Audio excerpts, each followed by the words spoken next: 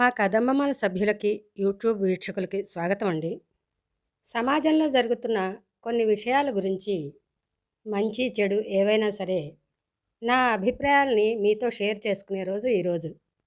సమాజంలో జరిగే విషయాలు మనకెలా తెలుస్తాయి? మనం తెలుసుకునే మార్గాలు 2: పేపర్ లేకపోతే సోషల్ మీడియా. ఇంకా బాగా ప్రముఖంగా పాత్ర వహిస్తున్నది ఏమిటంటే మన జీవితాల్లో సోషల్ మీడియా. తెల్లారి లేస్తే మన చేతుల్లో మొబైల్ ఉంటుంది ప్రతి వాళ్ళకి. ఎక్కడెక్కడ విషయాలు మనకి తెలిసిపోతున్నాయి దాని ద్వారా.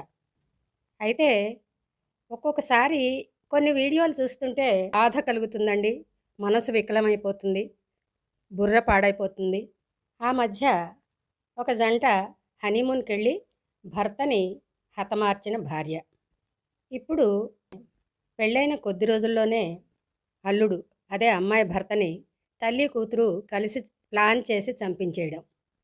ఈ కేసు మాత్రం చాలా అసహ్యకరంగా ఉందండి వినడానికి. ఇంకో కేస్, మైనర్ బాలిక మైనర్స్తో కలిసి తల్లిని చంపేయడం. ఇవన్నీ చూస్తుంటేనండి భయమేసిపోతుంది. ఎటుపోతోంది సమాజం? ఒకప్పుడు సంచలనం కలిగించే న్యూస్ ఎప్పుడో వినేవాళ్ళం, అలాంటి వార్తలు. కానీ ఇప్పుడు యూట్యూబ్ తెరవాలంటేనే భయమేస్తోంది.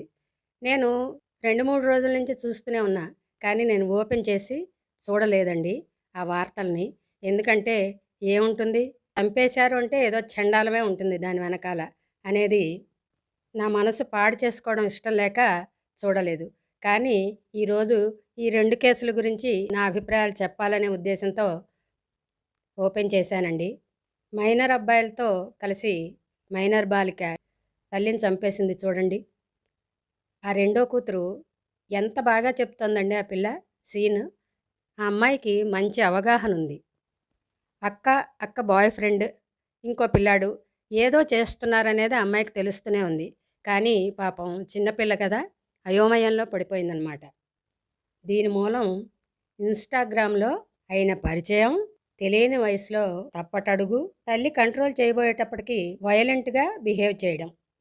దీనికి కారణం ఇన్స్టాగ్రామ్, సోషల్ మీడియాలో యూట్యూబ్ వీడియోలు, ఇన్స్టాగ్రామ్లు జీవితాల్ని ప్రభావితం చేసి ఎంత చండాలం చేస్తున్నాయో జరిగే కొన్ని కేసుల్లో ఇది కూడా ఒకటి.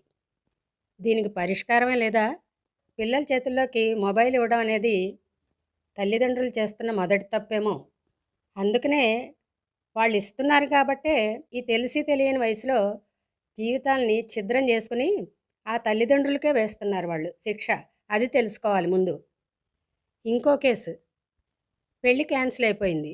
5-6 రోజులో వారం రోజులో వెళ్ళిపోయింది ఎటో పెళ్ళి పెట్టుకున్నాక. మళ్ళీ తిరిగి వచ్చింది ప్లాన్తో.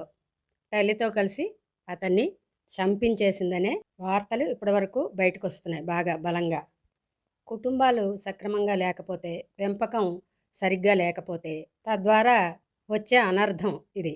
ఎంతమంది చిన్నప్పుడే భర్తల్ని పోగొట్టుకుని సంసారాలు ఈడ్చుకొచ్చి పిల్లల్ని పెద్ద చేసి వాళ్ళ కష్టంతో నిలబెట్టిన వాళ్ళని చూడలేదండి ముందు తరాల్లో కూడా. ఆ తల్లి ముందు తప్పటడుగు. అలాంటి ఆవిడ పెళ్లి చేసుకోవాల్సింది పోనీ. భర్త లేని వాళ్ళకి, పిల్లలు ఉన్నప్పటికీ తోడు కోసం చేసుకునే వాళ్ళని చూస్తూనే ఉన్నాం కదా. అక్రమ సంబంధం, అంకచండాలం ఎప్పుడైతే జీవితాల్లో ప్రవేశిస్తాయో అప్పుడే చండాలం అవుతుంది జీవితం అనుకోవాలి ఇలాంటివి చూస్తున్నప్పుడు. ఆ పిల్ల చిన్నప్పటి నుంచి తల్లి ప్రవర్తనే చూసి పెరిగిందిగా. అలా పెరిగిన దానికి మోరల్ వాల్యూస్ ఏముంటాయి? దానికి తోడు డబ్బు దాహం కూడా అంత ఘాతుకాన్ని చేయించిందనమాట. నాకు అనిపించింది ఏమిటంటేనండి, పిల్లల్ని ముఖ్యంగా 12 ఏళ్ళప్పటి నుంచే 10-12 ఏళ్ళప్పటి నుంచే, ఎందుకంటే రోజులు అంత స్పీడ్గా ఉన్నాయి, తల్లిదండ్రులు ఖచ్చితంగా గమనించుకుంటూనే ఉండాలండి. కళ్ళు మూసుకుపోకూడదు వాళ్ళకి. పక్క పిల్లల్ని గురించి, పరాయి పిల్లల్ని గురించి ఎలా జడ్జి చేస్తామో మన పిల్లల్ని కూడా ఒక వయసు వచ్చాక వాళ్ళు జీవితంలో స్థిరపడేదాకా పరాయి దృష్టితోనే వాళ్ళని చూసి జడ్జి చేసుకుంటూ వాళ్ళని మంచి మార్గంలో పెట్టడానికి, కాపలా కాయడానికి. ఇది కొంచెం వినడానికి బాగుండకపోవచ్చు. ఎందుకంటే ప్రతి పిల్లలు, ప్రతి తల్లిదండ్రులకి మా పిల్లలు అంత వాళ్ళు లేరు, ఎదుటి పిల్లలే చెడ్డవాళ్ళు అనిపిస్తుంది. ఇలా కళ్ళు మూసుకుపోయాయంటే మాత్రం ఈ కాలం అసలు బాగులేదండి. చాలా భారీ మూల్యం చెల్లించుకోవాల్సి వస్తుంది. మొబైల్ ఎందుకు ఇస్తున్నారు అసలు చేతికి పిల్లలకి? అలాంటి విషయాల్లో ఖచ్చితంగా చాలా దుర్మార్గం అనుకున్నా సరే, చాలా కఠినంగా వ్యవహరించాల్సిన అవసరం ఉంది. ముందు మన కుటుంబాలని మనం సంస్కరించుకుంటే, తర్వాత గవర్నమెంట్లు లేతే మరోళ్ళు ఉద్ధరిస్తారు. మనమే ముక్కు పచ్చలారని వాళ్ళకి మొబైల్స్ ఇచ్చేసి, అది లేనిదే వాడు అన్నం తినడు. అది చూడందే అది పడుకోదు. ఇలా అనుకుంటే అందులో వచ్చే చండాలాలన్నిటికీ వాళ్ళు ఆకర్షితులై జరిగేది ఇలాగే ఉంటుంది. ఇకపోతే అలా అక్రమ సంబంధం పెట్టుకుని కూతురు, తల్లి కూడా పచ్చటి జీవితం నాశనం చేసిన వాళ్ళకి వాళ్ళేదైతే ఆశించారో శారీరకమైన సుఖం ఇప్పుడేం జుర్రుకున్నారు? డబ్బు కోసం ఆశ. ఇప్పుడేమనుభవిస్తున్నారు? అతి అత్యాశ. ఆ అత్యాశ క్రూరమైందైతే జీవితాల్ని ఇలాగే తగలబెడుతుంది. ఇప్పుడేం చేస్తారు వాళ్ళు? పోయి జైల్లో కూర్చుంటారు. బంగారం లాంటి ఉద్యోగం చేస్తూ వాడికి వెనకాల సంసారం కూడా ఉండే ఉంటుంది. పిచ్చి వేషాలేసాడే దొంగ బతుకేగా, ఉద్యోగం ఊడిపోతుందిగా. ఏం ఆశించి ఏం జరురుకుందామని వీళ్ళందరూ తప్పటడుగులు వేశారో జీవితం అంటే లక్ష్యం లేకుండా క్షణిక సుఖం కోసం వాళ్ళకి అది దక్కిందా? ఏమోనండి, నాకు కూడా మనసంతా వికలంగా ఉంది, బుర్రంతా పాడైంది. ఇంతకంటే ఏం చెప్పలేకపోతున్నాను.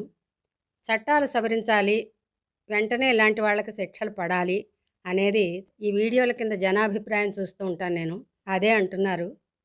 ఎందుకంటే కాలం మారిపోయింది, తరాలు మారిపోయాయి, విచక్షణ కరువైంది. కాబట్టి నిజంగానే చట్టాలు మారాలేమో. ఇప్పటికే కాలాతీతం అయిందండి. మళ్ళీ ఎల్లుండి శుక్రవారం నాడు యూట్యూబ్లో వీడియోలు చూసి ఎలా పిచ్చివాళ్ళయ్యి పులిని చూసి నక్క వాత పెట్టుకున్నట్టు ఎలా తయారవుతున్నారో చూపించే ప్రయత్నం చేశాను. మరి ఎల్లుండి కలుద్దాం.